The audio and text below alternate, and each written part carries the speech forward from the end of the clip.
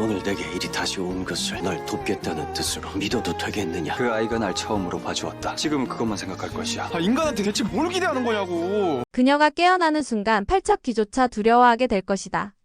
진실이 드러난 순간 악은 조용히 물러서지 않았습니다. 오히려 더 짙은 어둠으로 응집돼 다시금 귀궁을 집어삼키려 합니다. 이상하리만치 조용합니다. 현감놈, 대체 무슨 속셈인 것이냐? 애체장인 열이가 상의원엔 없었사옵니다. 여리에겐 입을 다물거라. 스님께서 처음부터 알고 계셨던 거죠. 누군가 여리를 궐 밖으로 끌고 나갔다. 열이의 정체가 밝혀진 지금 그녀를 노리는 손길은 단 하나의 목적을 가졌습니다.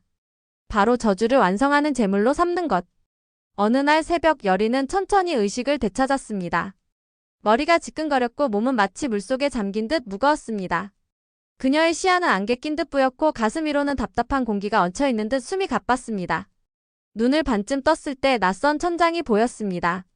이곳은 궐도 산사도 아닌 처음 보는 암흑의 공간.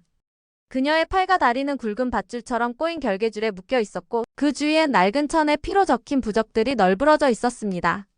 바닥에는 검은색 문양이 사방으로 얽혀 있었고 그 중심에 자신이 놓여 있다는 것을 직감한 순간 등골에 싸늘한 소름이 돋았습니다.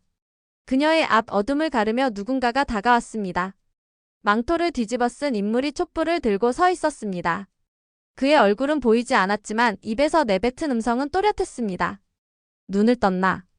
무녀의 피 그것도 넙덕의 핏줄이라. 참으로 귀한 손님이지. 여리는 눈을 부릅뜨며 그를 바라보았습니다. 가슴이 요동쳤습니다.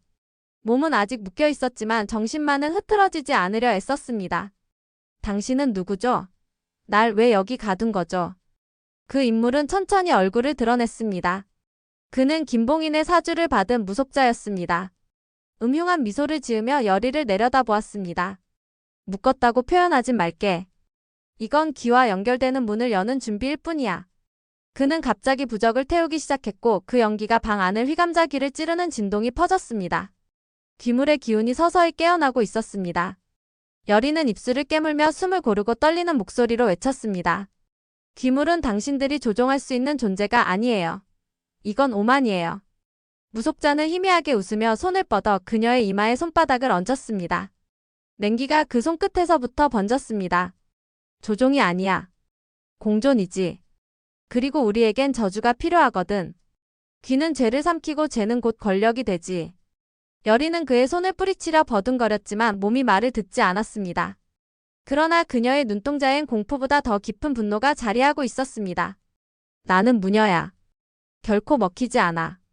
내가 저주를 끝낼 거야. 그녀는 속으로 다짐했습니다. 여리의 납치 소식을 들은 순간 강철은 가슴 깊은 곳에서 무언가 터져 나오는 걸 느꼈습니다. 그것은 분노, 공포 그리고 절박함이 한데 섞인 감정이었습니다.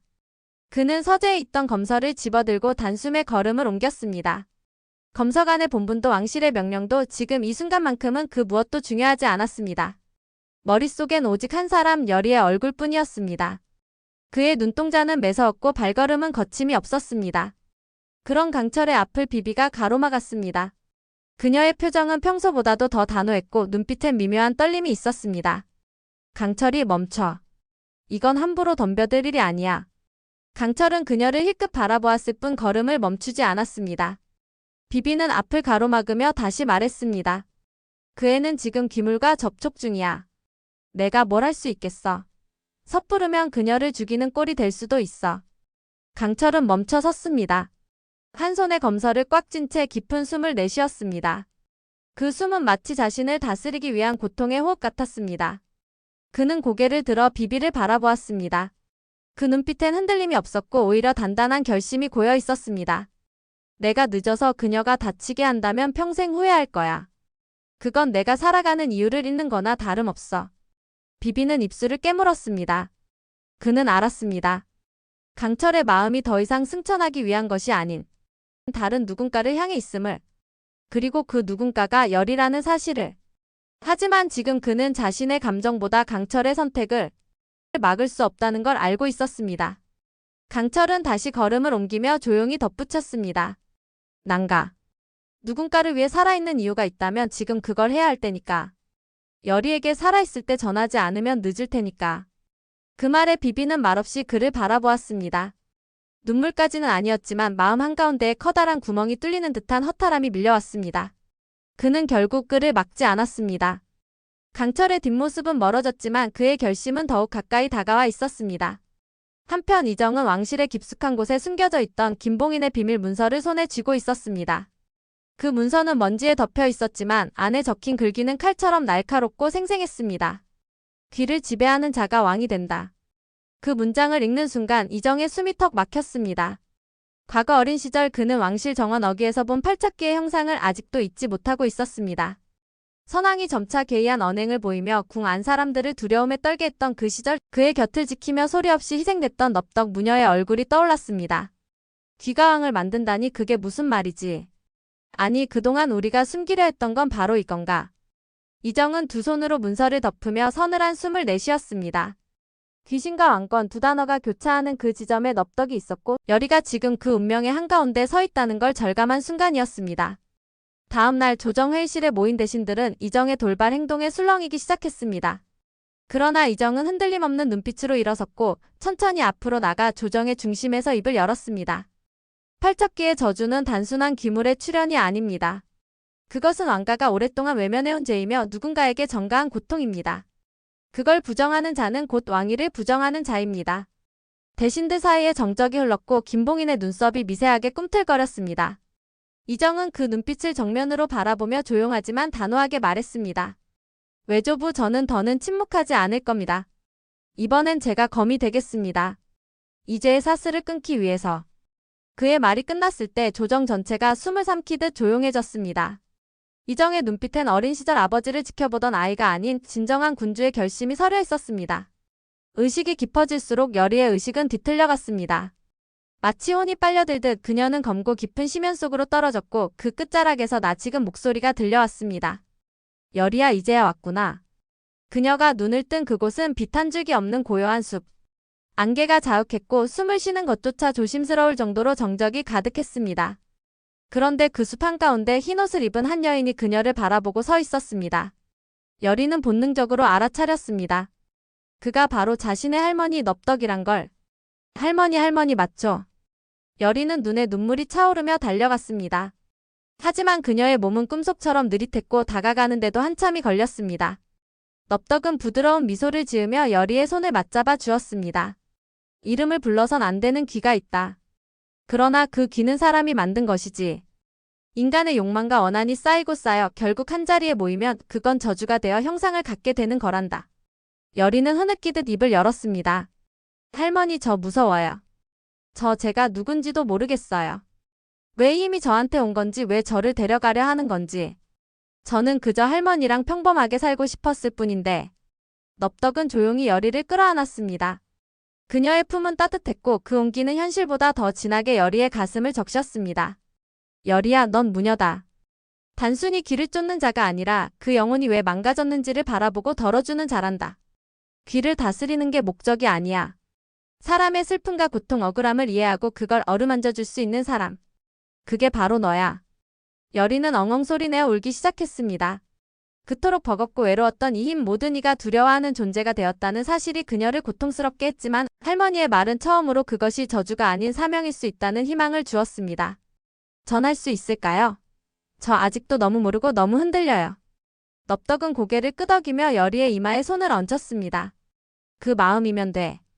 무서워도 흔들려도 도망치지 않는 내 마음이 이미 넌 무녀란다. 의식이 극에 달하자 공기 중의 기운이 일순간에 뒤집혔습니다. 마치 세상의 끝에서 솟아난 것처럼 깊고 칠흑 같은 어둠이 천장을 찍고 내려왔고 그 한가운데 팔척기의 그림자가 뚜렷이 떠올랐습니다. 그것은 형체가 없었습니다. 얼굴도 없고 팔도 다리도 없이 그저 증오와 공포만으로 응집된 기괴한 형상이었습니다. 여리는 온몸을 덜덜 떨며 뒤로 물러났습니다. 숨을 쉴 때마다 폐로 어둠이 밀려드는 듯했고 두 다리는 이미 감각을 잃은 채 무릎을 꿇었습니다. 온몸이 찢기는 듯한 고통이 밀려왔고 정신은 아득해졌습니다. 그리고 마침내 그녀의 눈이 감겨 내려갔습니다. 그때 어둠을 찢는 외침이 들려왔습니다. 여리. 귀를 찌르는 포효 속에서도 그 목소리는 선명했습니다. 그녀가 가장 원하던 가장 필요했던 단 하나의 목소리. 넌 무녀야. 귀신에게 먹히는 존재가 아니야. 너는 이걸 끝낼 사람이야. 그 외침에 여리는 천천히 눈을 떴습니다. 그녀의 눈동자는 여전히 흔들리고 있었지만 그 안에는 희미한 빛 하나가 되살아나고 있었습니다. 떨리는 손끝을 바라보는 순간 그녀는 느꼈습니다. 무언가가 깨어나고 있다는 걸. 손끝에서 피어오른 것은 따뜻하고도 날카로운 빛. 넙덕이 말했던 팔척결의 기운이었습니다. 그 빛은 단순한 불꽃이 아니었습니다. 고통과 기억, 원한과 사랑이 뒤섞인 여리 자신의 진심이었습니다. 그녀는 조용히 입을 열었습니다. 나는 무녀야. 누구도 더는 귀물에게 빼앗기게 두지 않겠어. 팔척기는 괴성을 내지르며 몸을 일그러뜨렸습니다.